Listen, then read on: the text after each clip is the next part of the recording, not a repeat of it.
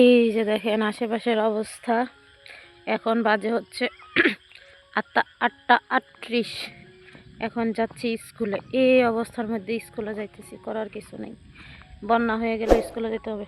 আর এই যে দেখেন এই বদমাশ বিলাই আমার পিছে পিছে চলে আসতেছে। পুকুর পাড়ে বসে আন্টি আছে, আন্টির সাথে বাড়ি চলে আসবে। পুকুর পাড়ে হচ্ছে এই যে উজানি কই মাছ ধরে। হ্যালো ফ্রেন্ডস, আসসালামু আলাইকুম। কেমন আছেন সবাই? কাছে এবং দূরে যে যেখান থেকে দেখছেন সবাইকে নতুন আর একটি ব্লগে স্বাগত। এই যে দেখেন স্কুলে যাব আর ও চলে আসছে। ওই যে আন্টি বাচ্চারা সবাই হচ্ছে মাছ খুঁজতেছে। যে দিক দিয়ে কই মাছও যাই দেখেন করছে কি, সবাই মাছ খুঁজে এই দিক দিয়ে। আকাশের অবস্থা এই যে। তো এখানে দাঁড়ায় সময় নষ্ট করব না, স্কুলে চলে যাব। বেলো যাও, আন্টির কাছে যাও। সবাই এই যে মাছ খুঁজতেছে, তো আমি আর ওইদিকে যাব না। এখন এই যে এদিক দিয়ে চলে যাব। ও এই যে 4 টাকা পানি দে, মরে যাইব গা। তোকে ঠান্ডাও লাগে না?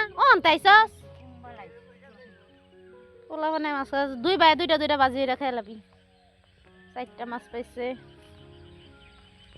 খুঁজ দূরবার ভিতরে খুঁজ, উঠছে আছে বুঝে ছুট দেওয়াই খুঁজ। আমার বিলাই ফেয়ার মধ্যে এখন আমার পায়ের উপরে খারে থাকে উঠছে। এই মাছ ধর, তোর মাছ তুই খুঁজে লে যা।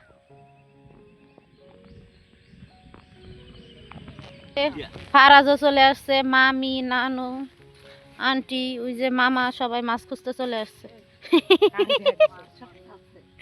মাছ কই মাছ খুঁজতে পড়ছে, এখন মাছের অভাব পড়ছে।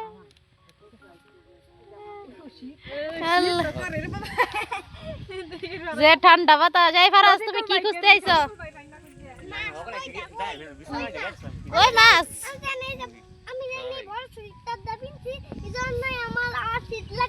ও তাই। এই তো এখন হচ্ছে স্কুলে যাচ্ছি, আর এই যে আমাদের গ্রাম থেকে বের হয়ে আসছি, আর এই যে এটা আমার স্কুলে যাওয়ার রাস্তা। বৃষ্টি হওয়ার কারণে দেখেন রাস্তাটার কি অবস্থা, একদম পিচ্ছিল হয়ে আছে। আর দেখেন আশেপাশে কোনো ঘর বাড়ি নেই, একদম শুনশান নীরব এই রাস্তাটা। মানে বৃষ্টির দিন হলে একটু ভয়ই লাগে এদিক দিয়ে যাইতে।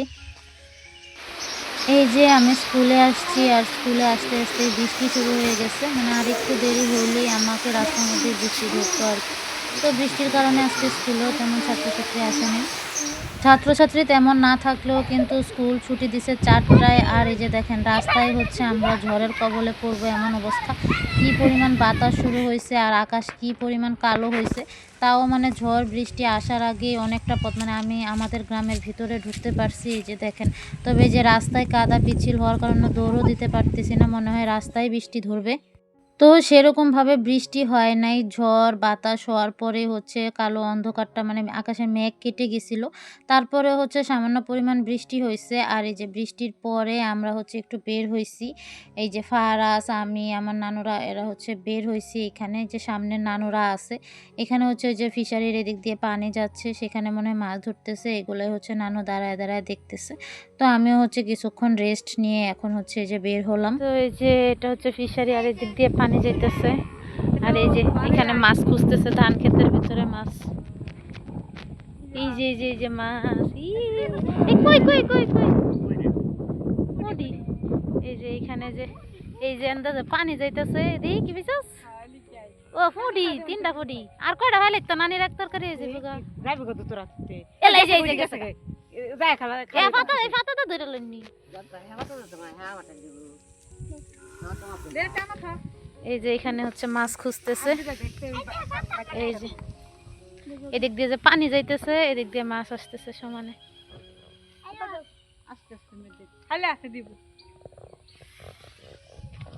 তো এই যে এইখানে আসছি নানুর সাথে ক্ষেত দেখতে। বাতাসের কারণে নানু শীতের মতো সাহায্য করে গেছে। এই যে মামার ক্ষেত একদম পানির নিচে তলায় গেছে। আর ওই যে ওইখানে মামার তো ভাই হচ্ছে পানির মধ্যে থেকেই ধান কাটতেছে। এই যে একদম সব পানির নিচে চলে গেছে। মানে আজকে যদি আর একটু বৃষ্টি হয়, এই ধান মানে একদম সব শেষ হয়ে যাবে। যে এইখানে যত ধান আছে আমাদের এখানে ২০ কাঠার মতো জমি ছিল আর সবটাই হচ্ছে পানির নিচে তলায় গেছে ধান সহ। শুধু আমাদেরই না, গ্রামের হচ্ছে যাদেরই বিলের মধ্যে জমি ছিল সবাই হচ্ছে তলায় গেছে। মানে মোটামুটি অনেক ক্ষতি হইছে। এই ধানগুলো কেটে নেওয়ার মতো না, কারণ এগুলো এখনো পাকে নাই। পাকলে হয়তো আগা থেকে কেটে নেওয়া যাইত। আর এখন যেহেতু বৃষ্টির সময়, আর একটা বৃষ্টি হলে এগুলো কিন্তু একেবারেই পানির নিচে চলে যাবে। যেহেতু পাকে নাই সেজন্য এই ধানগুলো কেটেও নেওয়া যাবে না। মানে মোটামুটি ভালোই কৃষকদের এই বৃষ্টিতে ক্ষতি হইছে। শুধু আমাদের এলাকায় না, অন্যান্য এলাকায়ও দেখলাম যে অনেক ক্ষতি হইছে ধানের। তো আমার নানু হচ্ছে হেঁটে, হেঁটে এই যে এগুলো দেখতেছে। ছেলেদের জমি যেহেতু হচ্ছে ডুবায়ে গেছে, উনার অনেক খারাপই লাগতেছিল। উনি হচ্ছে বৃষ্টি শেষে এসে দেখে যে কিরকম আছে ধানগুলো। তো এগুলো আর কেটে নেওয়ার মতো না, আর এগুলো ডুবে যাবে। ডুবে যেয়ে এখানেই নষ্ট হবে। আমারও খুব খারাপ লাগতেছে এই ধানগুলোর জন্য। মানে শুধু সত্যি বলতে শুধু আমাদের ধান যে ডুবছে সেজন্য খারাপ লাগতেছে না, সব কৃষকদের জন্যই খারাপ লাগতেছে। কারণ ওনারা অনেক কষ্ট করে হচ্ছে এই ধানগুলো ফলায়। তো ঘোরাঘুরি করে এখন এই যে সবাই বাড়ি চলে যাচ্ছি। এই যে মামাতো ভাই ধান টান কেটে বাগানে ঢুকা হয় না অনেক দিন, কারণ এই বৃষ্টির মধ্যে বাগানে টুক থাকতে পারে। কি দেখাইতেছ? ও একটা জাম্বুরা নিয়ে আইছে। তো এই যে বাগানে ধুন্দুল গাছে এই যে 3টা ধুন্দুল আসছে। এই যে একদম ফ্রেশ অর্গানিক ধুন্দুল। ধরো না, ধরো না, ধরো না। এখানে ধুন্দুল আসছে, এই যে ডেঙ্গা বড় হয়ে গেছে, ঢুকাই হয় না এই বাগানের মধ্যে।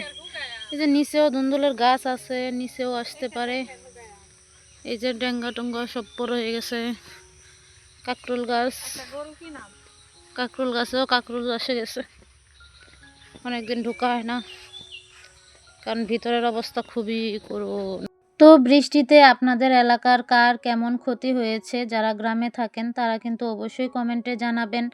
আর আজকের ব্লগটা আমি এখানেই শেষ করে দিচ্ছি। ব্লগটি আপনাদের কাছে কেমন লাগছে সেটাও কমেন্টে জানাতে পারেন। আল্লাহ হাফেজ।